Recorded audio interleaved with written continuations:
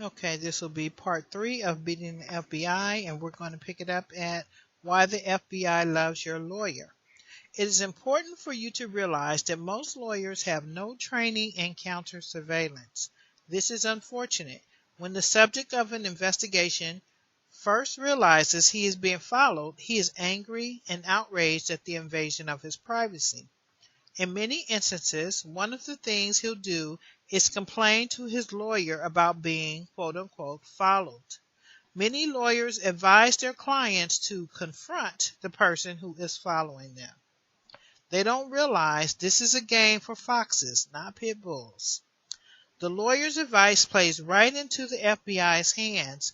When the subject attempts to confront the surveillance team, the FBI simply drops back into stealth mode. Okay, now remember that the stealth team is just there to watch, okay, and nothing else. Okay, so when you go to confront them, they just drop out of the scene and then they go back into the watch mode. Okay, the decoy team suspends its surveillance activity. So that's why you will hear a lot of TI saying, that they confronted the perp or whatever, and the perp really doesn't respond. I've had that experience, like where I've had to say something, and they really don't respond. You can tell that they're very rehearsed and that they're given a script, okay? And that is because according to this document, when you go into that confrontational mode or even questioning them on something, then they back out of the operation, and then they go back into the second team comes in, and they just go back into watching you, okay, making you feel like they're just leaving you alone. Because members of the decoy team are relatively easy to detect, their absence is easily noticed. Okay, remember the decoy team? That's the boots on the ground. That's the street perps. Okay, the ones that we probably see the most. Um, if you get to stalking, the subject assumes that his lawyer's advice has achieved the intended effect. After all, the subject confronted the people who were following him, and they immediately stopped. Okay, so your lawyer tells you, just go on and tell them that you don't appreciate them following you, and you do it, and then all of a sudden nobody's following you anymore. Well, that's what they want you to do. This article is saying they want you to get real comfortable. They want you to think that it stopped. What the subject does not realize, of course, is that the stealth team is now active, and those are the watchers. Okay, the stealth team is the watchers. They have been there all along, of course, as part of the background while the decoy team was working. When the decoy team departs, the stealth team is still there as part of the background. So, from the subject's point of view, everything appears to return to normal. Okay, so it's important for them to allow you time to settle in and to feel comfortable thinking that everything is back to normal so that they can continue to set those traps for you. Okay, so basic psychology, the FBI surveillance team is only too willing to accommodate your emotional desire for control over your immediate environment. It is a fantasy that will lead to your ruin. Here's why. When you see the decoy team have departed, you begin to feel safe, so you let your guards down. You become easy prey for the stealth team. Of course, infiltration comes next. FBI agents penetrate your circle of friends, associates, co-workers, and acquaintances. Arrests and indictments are simply a question of time. Okay, so it may, and hopefully it does not come to get to that extreme of arrests and indictments for the targeted individual. So again, this article is really FBI related, but I just noticed that it was so close to the structure of the perps. And so that's why I wanted to share it with you guys. But I don't want you guys to feel like, they're trying to arrest you or anything. Although, it's not far fetched because it has happened. TIs have been set up. Um, and of course put in mental institutions and things like that. But I don't want to, put fear into anybody thinking that, that's what their main goal is. I mean, It could be, but I just, that's not the purpose of me sharing this with you. Let's just put it like that. Okay. Dummy up. Here's what this means in simple language. You can play the macho man or you can beat the FBI. You cannot have it both ways. It is an either or situation. If you insist on being a know-it-all, tough guy confronting the people who are following you, the FBI is going to play you like a cheap fiddle at a country hoedown. And this is for the people who believe in the confrontation. I personally don't. I'm trying to learn to pick my battles. If I need to say something, I definitely will. But I mean, you would be in confrontations all day if you confronted each perp that does whatever they do. So for me, ignoring has been the best way to deal with this. But again, I will definitely speak up when I need to. Um, so they're saying if you're the type that is confrontational, then the FBI is really going to be hard on you. Okay, and it says to beat the FBI, you need self-control and self-discipline. I agree with that. Be smart. Learn from the mistakes of others. FBI surveillance teams do not just go away. Okay, let's see. Have a little more time.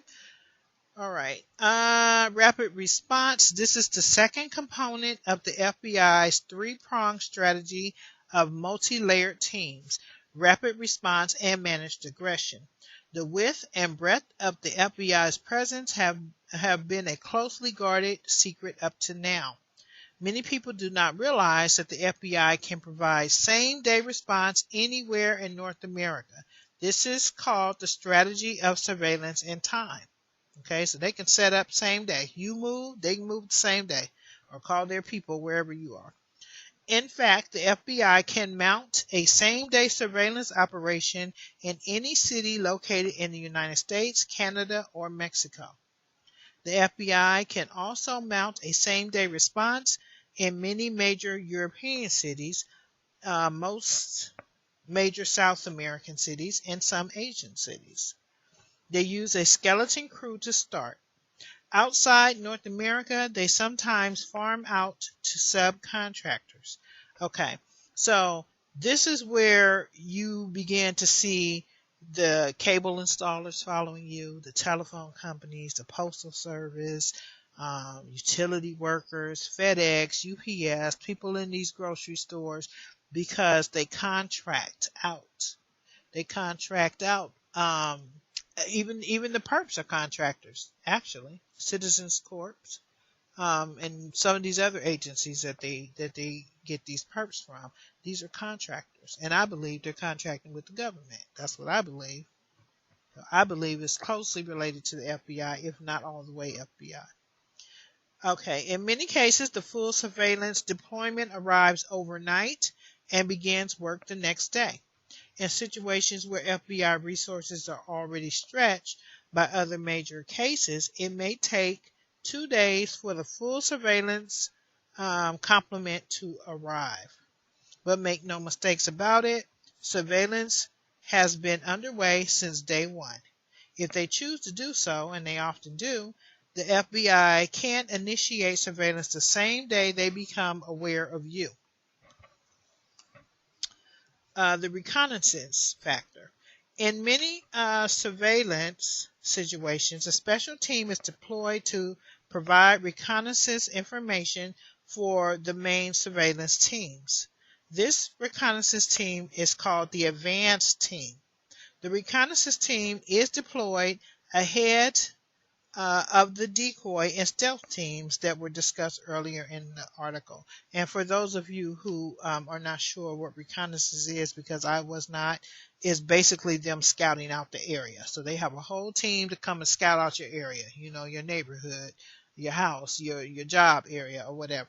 Okay, so that's what the reconnaissance team does. The advanced team is tasked with establishing roughly who you are, where you are, and what you're doing. They'll take photographs of you, your home, your office, and your vehicles. The photographs help agents identify you on site. I believe that they text our pictures Um, this advanced team must be the team that they have on me because I get this kind of stuff all the time. All the time. Okay. Um, the person who secretly takes pictures of you is called a peep. Okay. So when you catch people taking pictures of you, they are a peep. Okay. The peep often arrives at your doorstep disguised as a volunteer collecting for a charity or religious organization. Now, someone mentioned, I hope that person is listening to this video. Someone mentioned recently in one of my comments that people come to their door, and actually, this person had asked me a question. When people come to the door, should I answer? Should I answer my door? Because these people are constantly coming to my door, and I don't know if she said they're trying to sell her something or if it was a religious organization, but it was kind of like she didn't feel too good about it because it happens a lot. Well, those people, after I read this, I realized they could possibly be peeps. Okay, it says the peep often arrives at your doorstep disguised as a volunteer collecting for charity or a religious canvasser. Okay, like the CIA, the FBI is big on using organized religion as cover for covert operations. All right, so you have those religious people coming to share the word with you. They could be a peep.